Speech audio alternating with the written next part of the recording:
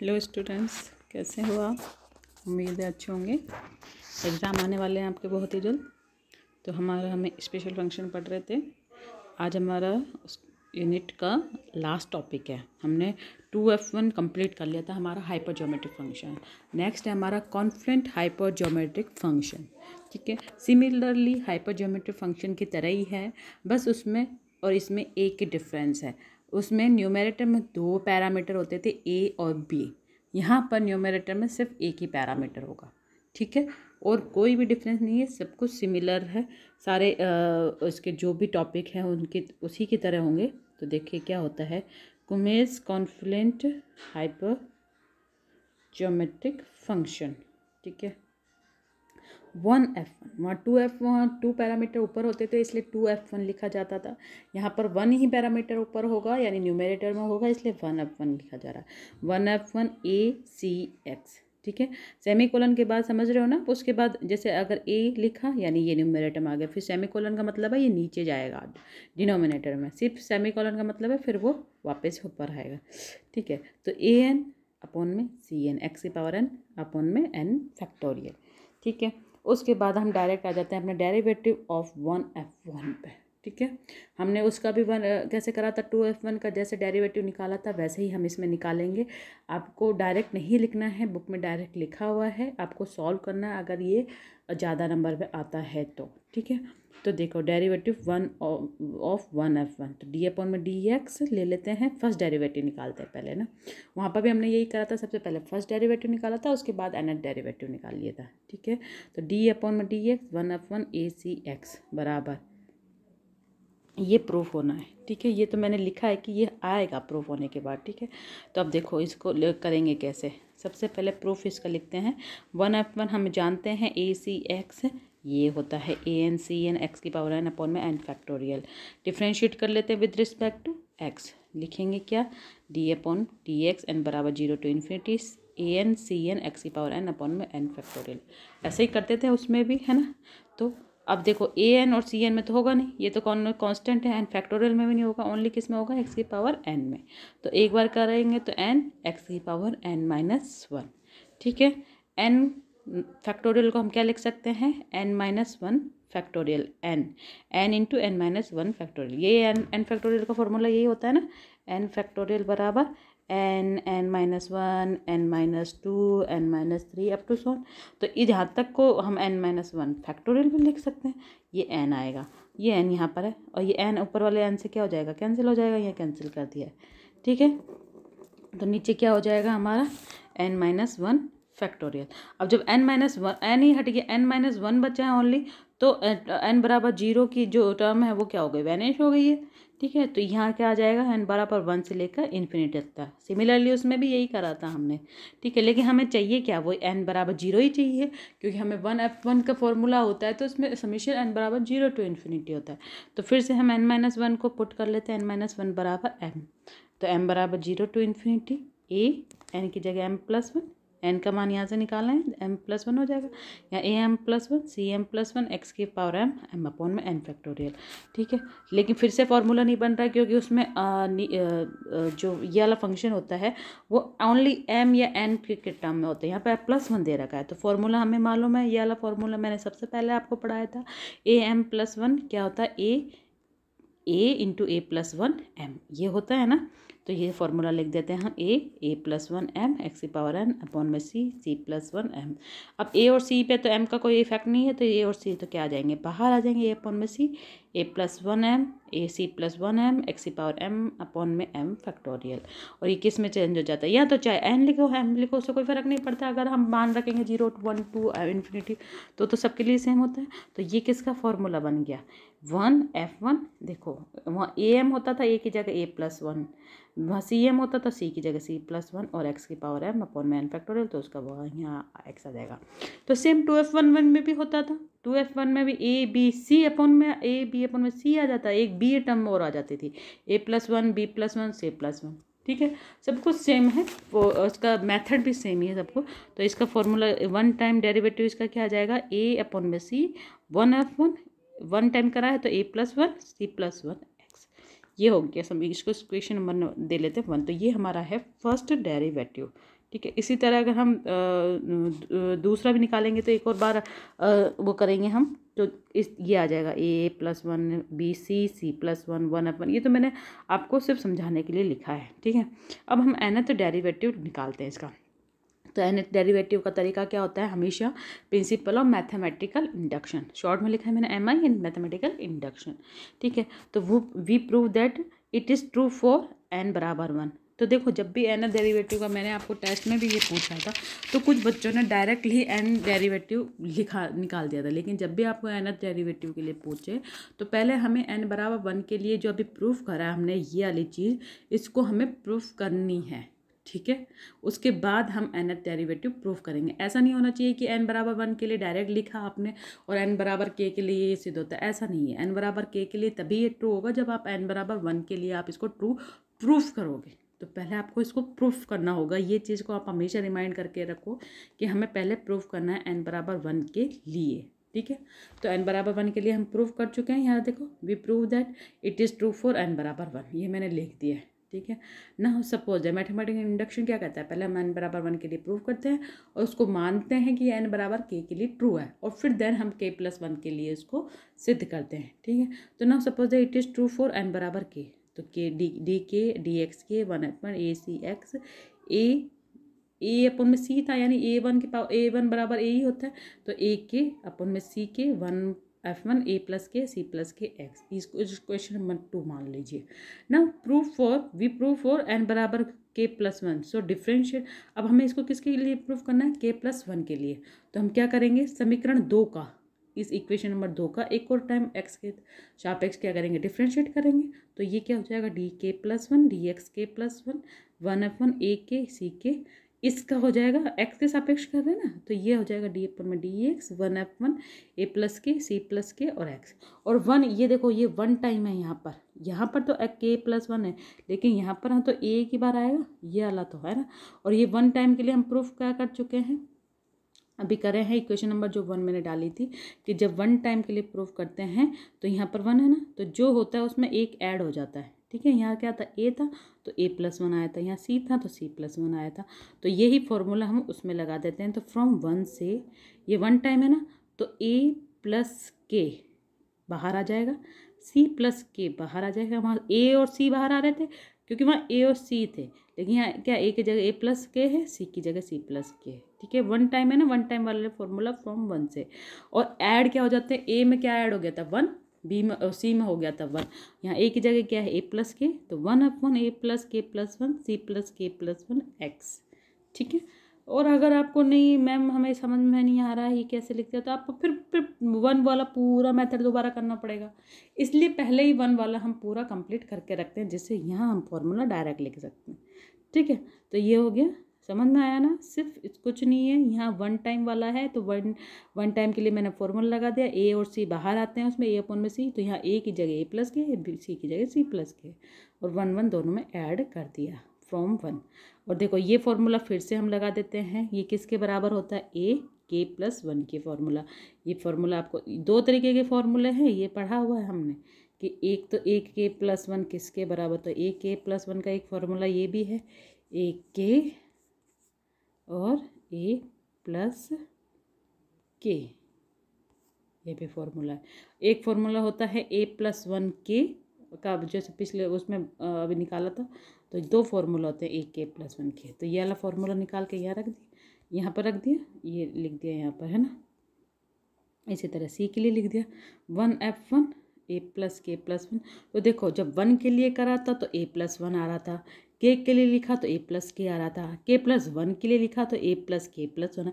यानी आप कोई भी नंबर लें, कोई भी हम नेचुरल नंबर लेंगे तो सबके लिए ये चीज़ सिद्ध होती है, ठीक है। तो it is clear that it is true for n बराबर k+1, सो n के लिए भी ये ट्रू होगी, an cn 1/1 a+n c+, कोई भी नेचुरल नंबर ले सकते हो तो सबके लिए सिद्ध होगी। मैथमेटिकल इंडक्शन यही कहता है कि अगर आप n बराबर 1 के लिए प्रूफ कर चुके हो, n बराबर k के लिए माना, और n बराबर k+1 के लिए अगर आप वो प्रूफ हो जाता है तो सारे नेचुरल नंबर्स के लिए प्रूफ होता है। तो ये हमारा nth डेरिवेटिव किसका था, 1/1 का, ठीक है। नेक्स्ट देखते हैं, है ना। अब देखो इंटीग्रल रिप्रेजेंटेशन, वहाँ पे भी हमने इंटीग्रल रिप्रेजेंटेशन करा था 2f1 का, तो उसका फॉर्मूला क्या होता है, तो पहले तो उसमें ये प्रूफ करना है हमको इंटीग्रल रिप्रेजेंटेशन में 1f1 a c x gamma c अपन में gamma c minus a 0 to 1 1 minus t c minus a minus 1 t की पावर a माइनस 1 e की पावर x t dt, ये चीज़ हमें प्रूफ करनी है। तो हम वही लेके चलते हैं, पहले लेफ्ट हैंड साइड लेके चले 1f1 a c x बराबर समीशन एन, इसका मान रख दिया n बराबर 0 to infinity a n c n x n upon में n फैक्टोरियल। ओपन कर लिया इसको, a n का फॉर्मूला क्या होता है gamma a plus N upon में गामा a, सी एन का क्या होता है नीचे आएगा gamma c plus N gamma c। अब देखो वहाँ पर हमने क्या करा था 2f1 में, आपको याद हो तो गामा c माइनस बी से मल्टीप्लाई एंड डिवाइड करा था, लेकिन यहाँ तो b तो है ही नहीं, ओनली a ही बचा है, तो c माइनस a से क्यों कराएं, क्योंकि हमें देखो यहाँ RHS में क्या दिया हुआ है c माइनस a, इसलिए इससे डिवाइड एंड मल्टीप्लाई करेंगे, क्योंकि देखो गामा c भी आ रहा है गामा a भी आ रहा है, लेकिन गामा c माइनस a तो नहीं है ना, तो इसलिए उससे मल्टीप्लाई एंड डिवाइड हमने कर लिया। तो gamma c by minus A से multiply and divided by c minus A, या मैंने हिंदी में लिखा है, आप इंग्लिश में भी लिख सकते हो, है ना, अब मैं भी इंग्लिश में ही लिखना है ना, तो ठीक है। अब देखो ये चीज़ें बाहर निकाल लेते हैं, गामा c गामा ए, क्योंकि इन पे एन का इफेक्ट नहीं पड़ रहा है। अब देखिए आप गामा a प्लस एन है ना, नीचे गामा c प्लस एन, और गामा c माइनस ए तो बाहर ले लिया है क्योंकि यही हमें चाहिए देखो RHS में, तो ये वाली चीज़ बाहर ले लेंगे तो हमारे पास क्या बचेगी गामा a प्लस एन बचेगी, गामा c माइनस ए बचेगा, गामा c प्लस एन बचेगा, x की पावर एन अपन में एन फैक्टोरियल, ये चीज़ अपन बचा के रखते हैं, ठीक है।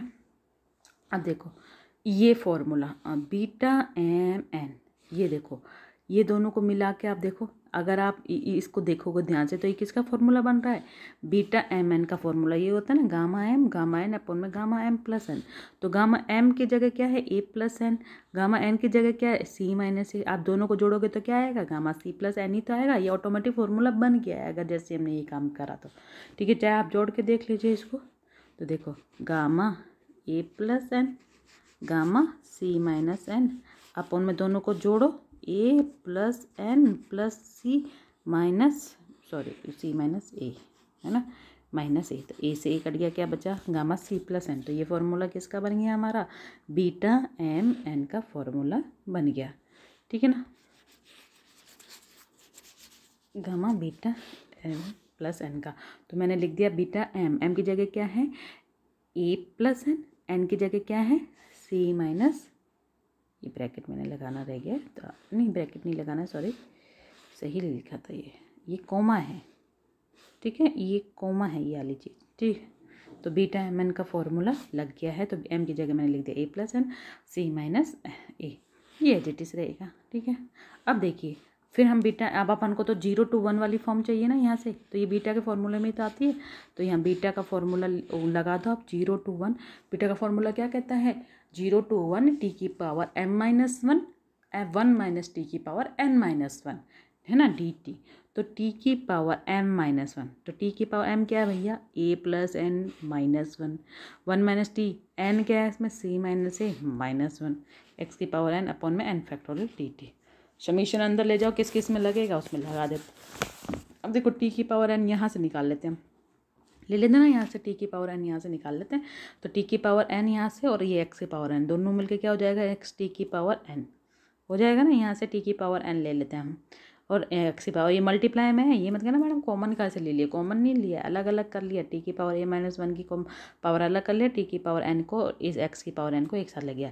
अब समीशन अंदर ले जाएंगे तो क्योंकि यहाँ पर फिर नहीं लगेगा ना समीशन, क्योंकि इनमें एन है ही नहीं, तो समीशन ओनली इसमें लगेगा इस वाली चीज़ में है ना, तो समीशन एन बराबर 0 to इन्फिनिटी एक्स टी की पावर एन अपॉन में एन फैक्टोरियल डी टी, और ये हमें पता है कि इसका फॉर्मूला हो गया ई की पावर एक्स टी का, ई की पावर एक्स का फॉर्मूला यही तो होता है ई की पावर एक्स बराबर 1 plus x square upon 2 factorial plus x cube upon में 3 फैक्टोरियल, ये ई की पावर एक्स का फॉर्मूला होता है। अब यहाँ एक्स की जगह एक्स टी लिख दिया तो 1 प्लस एक्स टी का होल स्क्वायर एक्स टी का होल क्यूब, ये चलता जा रहा है, ठीक है। तो ये किसका फॉर्मूला बन गया ई की पावर एक्स टी का, हाँ, और ये तो चीज़ चलती जाएगी सेम है ना, टी की power A minus 1 1 minus T की पावर सी माइनस ए, और यही चीज़ हमें प्रूफ करनी है, यही तो करना था प्रूफ, चाहे तो देखिए आप ये वाला आ गया। अब इसको एक और तरीका लिख सकते, एक और वो लिख सकते हो ना, ये किसका फॉर्मूला बन गया, ये भी तो बीटा एम एन का फॉर्मूला बन गया, नीचे आएगा पर बीटा एम एन इसमें, ठीक है, क्योंकि ये एम और ये एन है ना, या ये एम या ये एन, कुछ भी मान लो आप सकते हो। तो दोनों को जोड़ेंगे तो क्या आएगा, ए से ए कैंसिल हो जाएगा, गामा सी आ रहा है ना, तो ये नीचे 1 बच जाएगा क्योंकि गामा एन नीचे की तरफ आ रहे हैं, तो 1/बीटा ए सी माइनस ए, क्योंकि इसको ओपन करो आप तो क्या आएगा, गामा सी माइनस ए, और उसको जोड़ेंगे तो गामा सी। तो इस वाली चीज़ को हमने इस वाले के बराबर भी लिख सकते हैं, दूसरी फॉर्म ये होती है। तो ये चीज़ हमारी प्रूफ होगी इंटीग्रल रिप्रेजेंटेशन ऑफ 1F1। ठीक है, ये सेम उसी की तरह ही हमने सिद्ध करा था। कुछ एक बार आपको एक ही चीज़ करनी है इसमें, सबसे स्टार्टिंग में गामा सी माइनस ए से मल्टीप्लाई एंड डिवाइड, उसके बाद सारी चीज़ें ऑटोमेटिक आपकी होती चली जा रही हैं, हमने कुछ दिमाग लगाने की जरूरत नहीं है। ठीक है ना। अब देखो नेक्स्ट, ये तो हो गया हमारा, है ना। नेक्स्ट है हमारा कुमेर्स फर्स्ट ट्रांसफॉर्मेशन। ऐसे ही वहाँ पे भी करा था हमने ट्रांसफॉर्मेशन और 2F1, इसी तरह यहाँ पे भी हम करेंगे 1F फर्स्ट ट्रांसफॉर्मेशन। वहाँ ट्रांसफॉर्मेशन किससे करा था, इंटीग्रल रिप्रेजेंटेशन से करा था। यहाँ पर भी हम ट्रांसफॉर्मेशन किससे करेंगे, इंटीग्रल रिप्रेजेंटेशन से करेंगे। तो देखो लेके चलते हैं, क्या होता है, if C is neither 0 nor A negative integer then 1F1 A C X E की power X 1F1 C minus A C minus X. ठीक है, तो लेके चलते हैं। अब हम जानते हैं इंटीग्रल रिप्रेजेंटेशन से क्या होता है। We know by integral representation 1F1 A C X gamma C अपन में gamma A gamma C minus A this, ये इक्वेशन नंबर वैल्यू बनना। अब देखो हमारे ट्रांसफॉर्मेशन में हमें प्रूफ क्या करना है, प्रूफ में क्या आ रहा है हमारा सी माइनस ए आ रहा है और एक्स की जगह माइनस एक्स आ रहा है, यही तो आ रहा है। तो हम पुट कर लेते हैं यही वैल्यू, क्या ए की जगह तो सी माइनस ए पुट कर लिया और एक्स की जगह माइनस एक्स पुट कर लिया इसमें इक्वेशन नंबर 1 में, क्योंकि आ रहा है जिसमें यही आ रहा है ना हमारा, इसलिए पुट कर लो। तो 1F1 C minus A C minus X gamma C अपन में गामा, देखो ये तो sum gamma C as it is, A की जगह ही पुट कर रहे हैं हम, सी एज इट इज ही है यहाँ पर, देखो दोनों में सी इक्वल है, बस ए की जगह सी माइनस ए है और एक्स की जगह माइनस एक्स है। तो हमें gamma C as it is रहेगा, ए की जगह क्या आ गया, गामा सी माइनस ए, है ना, गामा सी माइनस ए।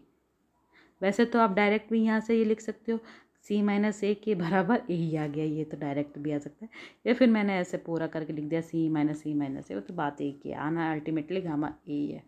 ठीक है, अब 0 to 1 1 माइनस टी, इनमें तो कोई 1 माइनस टी सी एक मिनट,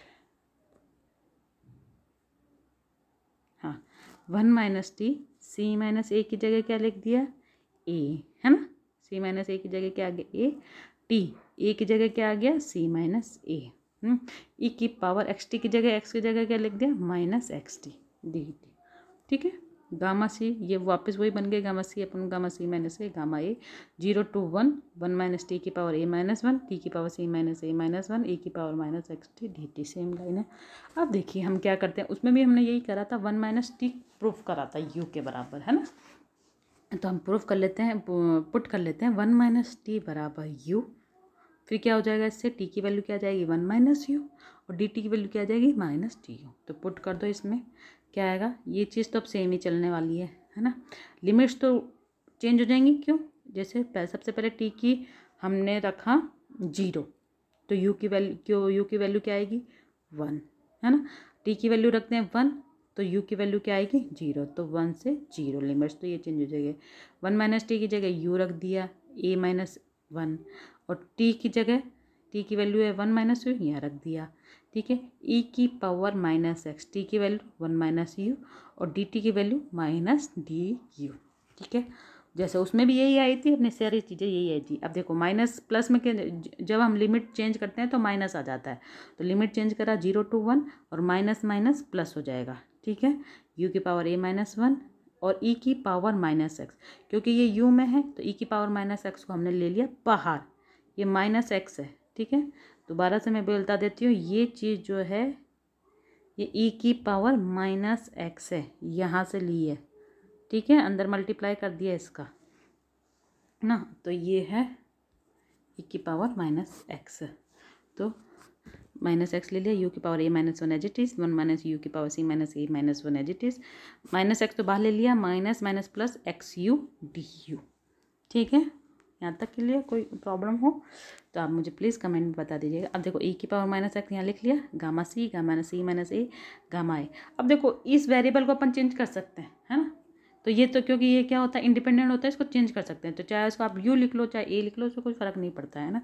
तो आप मैंने इसको चेंज कर लिया, यू की जगह टी लिख दिया। वो नहीं भी लिखना तो भी काम चल जाएगा ना।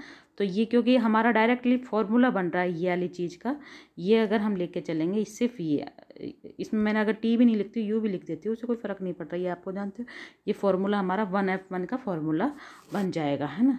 तो मैंने बस अपने सुविधा के लिए यू की जगह टी लिख दिया है ना। तो टी 1 - टी की पावर, अब ये मत कहना मैम आपने यहाँ तो ये पुट करा था, उससे नहीं है, यहाँ एक्स भी लिख सकते हो, कुछ भी लिख सकते हो, है ना। तो 1 - T C minus, generalise form में लिख दिया 1 - T C minus A 1 T की पावर a-1 e की power X T D T. सिर्फ यू की जगह टी लिखा है और कुछ नहीं करा है ना। नहीं भी लिखना चाहते हो तो भी कोई दिक्कत नहीं है। अब ये फॉर्मूला हमारा फ्रॉम वन का है, ये रहा 1, सेम फॉर्मूला बन गया ना ये वाला। इसकी वैल्यू क्या आ गई, इसकी वैल्यू हमारे पास आ गई ये e की पावर माइनस एक्स, तो बाहर ले लिया, ये वैल्यू किसकी बन गई है 1F1 AC फ्रॉम 1 से। हाँ ये सी का तो मान है, इंटीग्रल रिप्रेजेंटेशन इसी का है, तो है इट इम्प्लाइज करके 1F1 C ACX e की पावर माइनस एक्स को उधर ले जाएंगे और यही हमें प्रूफ करना है। ये हमारा HP, ठीक है, आंसर प्रूफ, ठीक है। अब देखिए नेक्स्ट टॉपिक हमारा क्या है। जैसे अब उसमें कॉन्टिग्यूअस रिलेशन पढ़े थे वैसे ही सिमिलरली यही है। कॉन्टिग्यूअस रिलेशन वही होता है कि इंक्रीज और decrease by one and only one parameter of 1F1, है ना।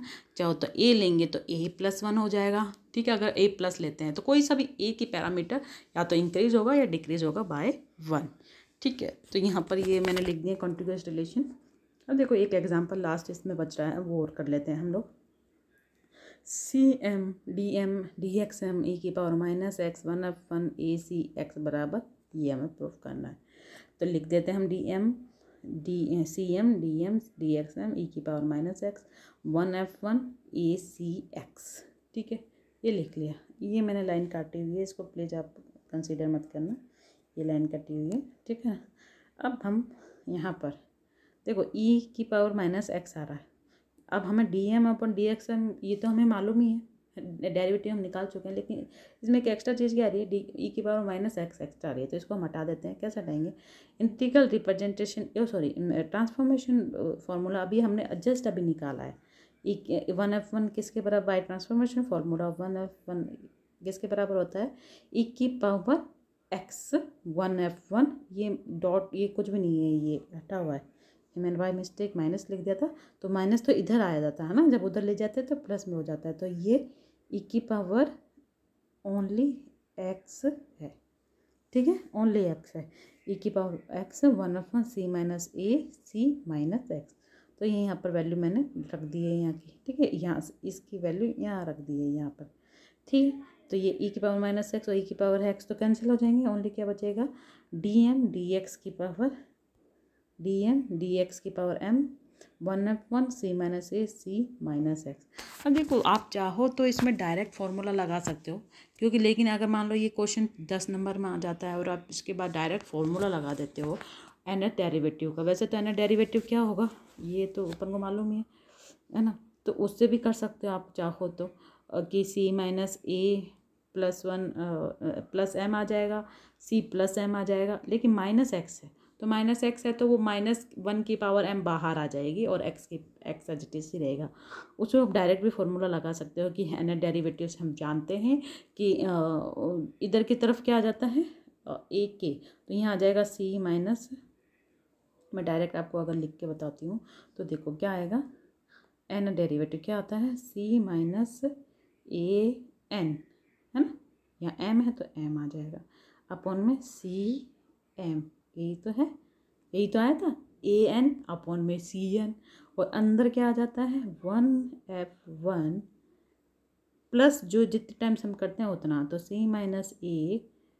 देखो मैं इसको थोड़ा सा 1 मिनट रुकिए, आप यहाँ से इसको हटा देती हूँ तब थोड़ा क्लियर हो जाएगा, है ना। तो फॉर्मूला अगर मैं डायरेक्ट लगाती हूँ तो क्या आ जाएगा C minus A plus M, है ना, semi colon C plus M semi colon X, है ना। लेकिन यहाँ माइनस एक्स है तो माइनस वन की पावर एम टाइम करा है ना हमने, तो वो आ जाएगी बाहर। अब ये डर, और फिर यहाँ पर ऑलरेडी क्या दिया हुआ है, सी की पावर एन से मल्टीप्लाई हो रहा है ना, सी की पावर एम से, सी की पावर एम से मल्टीप्लाई हो रहा है, तो सी की पावर एम और सी की पावर एन कट जाएगा और डायरेक्ट ये हमारा आंसर आ रहा है। देखिए आप चाहो तो आप देख सकते हो कि डायरेक्ट यही आ रहा है कि नहीं आ रहा। ये देखिए डायरेक्ट यही अगर आते हैं तो माइनस वन की power M C minus A N एक की पावर माइनस एक्स,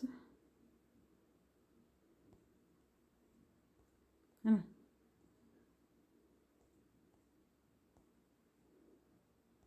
तो डायरेक्ट भी हम ये लिख सकते हैं, लेकिन डायरेक्ट नहीं लिख सकेंगे यहाँ पर, क्योंकि ये डायरेक्ट लिखने पे हमें इसके बहुत इंपॉर्टेंट क्वेश्चन है, अगर बड़े ज़्यादा नंबर में आता है तो डायरेक्ट के नंबर नहीं मिलते हैं। तो हम इसको पूरा सॉल्व करेंगे, तो देखिए कैसे सॉल्व करते हैं। तो इसको लिखा हमने C M D M open कर लिया इसको हमने, ये क्या आ जाएगा, C minus A one F one का फॉर्मूला लगा दिया, N C minus A N C N minus X की पावर एन अपन में एन फैक्टोरियल। अब हमें m टाइम्स इसका डिफ्रेंशिएशन करना है x के सापेक्ष, यहाँ m ही लिखा हुआ ना, तो m टाइम्स करेंगे तो c minus A N, C N पे तो कोई इफेक्ट पड़ेगा नहीं, n फैक्टोरियल पे भी कोई इफेक्ट नहीं पड़ेगा। तो एक बार करा तो n आगे आया, और माइनस वन की पावर भी मैंने बाहर निकाल लिया, ये मैंने यहाँ पर लिख दिया है, ठीक है, माइनस वन की पावर भी बाहर निकाल लिया। अब एक बार करेंगे तो क्या आएगा, एन एक्स की पावर n माइनस वन, दो बार क्या करेंगे n माइनस वन आगे आ जाएगा, x की power n minus to, two times अगर करते हैं तो, थ्री टाइम्स करते हैं तो n माइनस टू बाहर आ जाएगा, x की पावर n माइनस थ्री, तो और m टाइम्स करेंगे तो कितना आ जाएगा, n माइनस m टाइम्स कर रहे हैं तो यही तो n minus m minus one, bracket खोलेंगे तो ये ब्रैकेट तो हट जाएगा, क्या बच जाएगा m प्लस वन, तो ये यहाँ तक लिख दिया, यहाँ तक आ गया, और ऊपर क्या बचेगा, जितने टाइम्स करते हैं उतना ही तो माइनस हो जाता है, x की पावर n माइनस वन, और ये माइनस वन की पावर n मैंने पहले ही बाहर निकाल लिया था इसमें से, ठीक है। तो ये ऊपर वाली लाइन तो हो गई है, ये सब चीज़ें सेम है ना।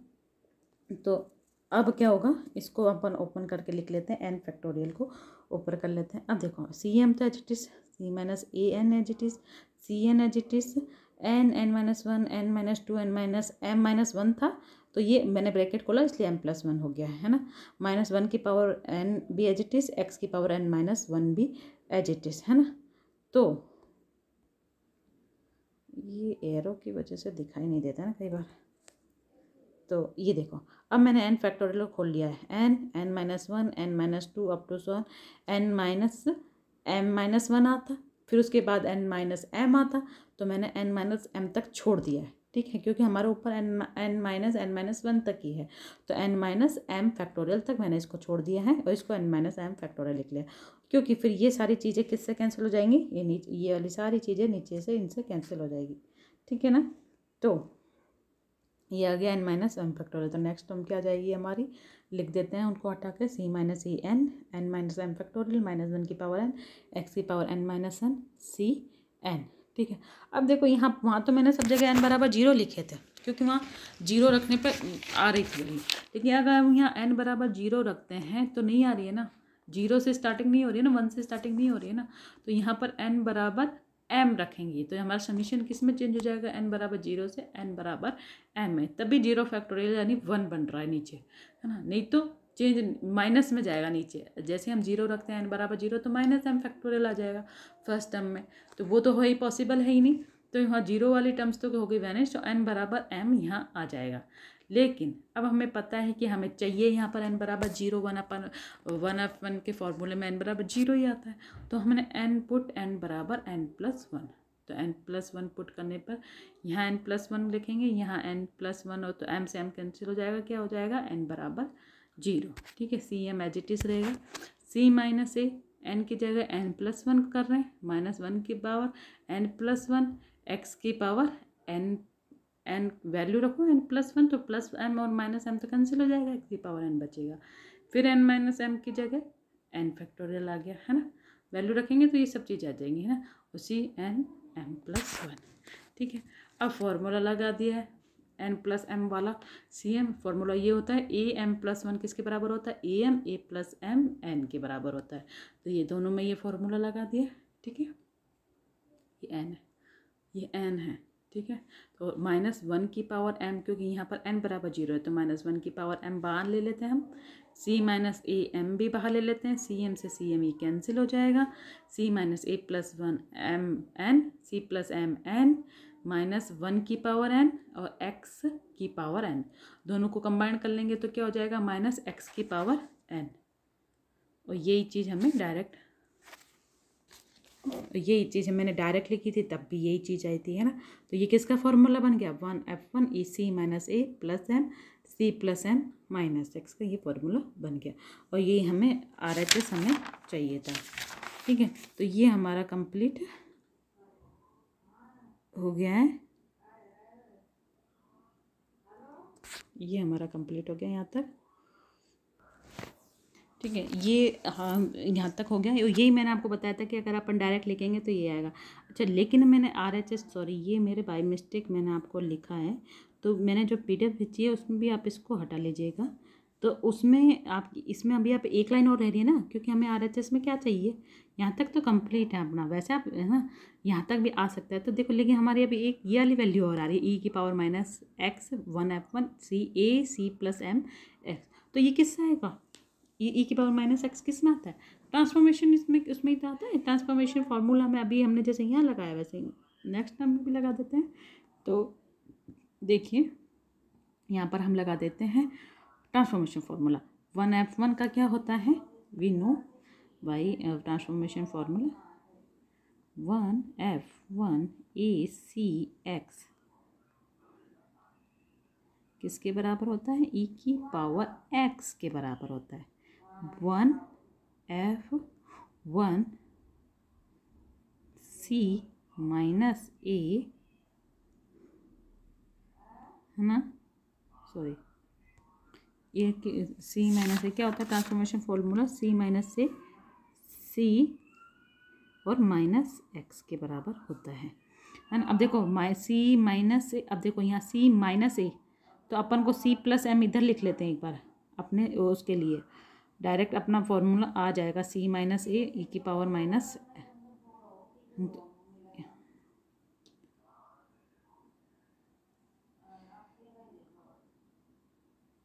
एक मिनट रुकिए,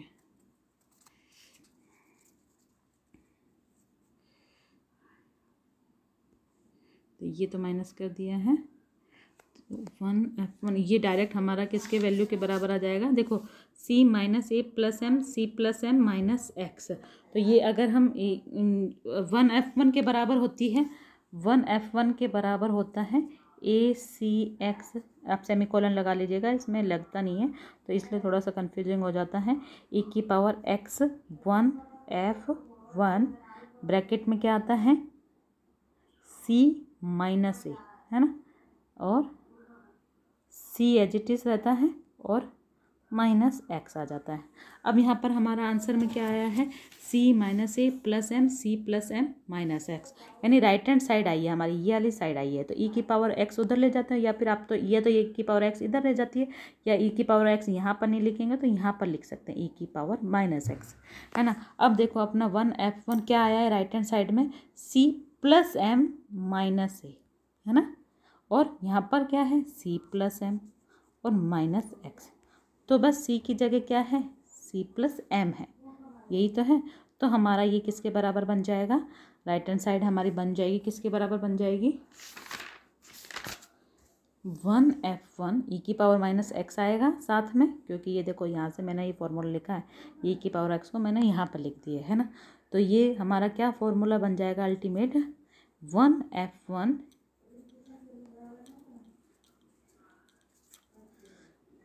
e की पावर -x, ये वो वाली चीज़ किसके बराबर आ जाएगी, 1f1 c a c plus M minus X. जब ओनली c था तो c माइनस a था, है ना, यही तो था। और यहाँ c प्लस एम लिखेंगे तो c प्लस एम माइनस ए होगा, ठीक है।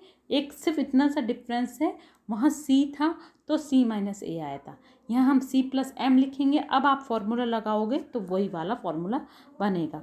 तो अल्टीमेटली RHS में इसमें एक लाइन इसके काटने के बाद क्या आएगा, लास्ट में यहाँ पर -1 की power m c minus A m as it is e की power -x 1f1 a c plus m और -x।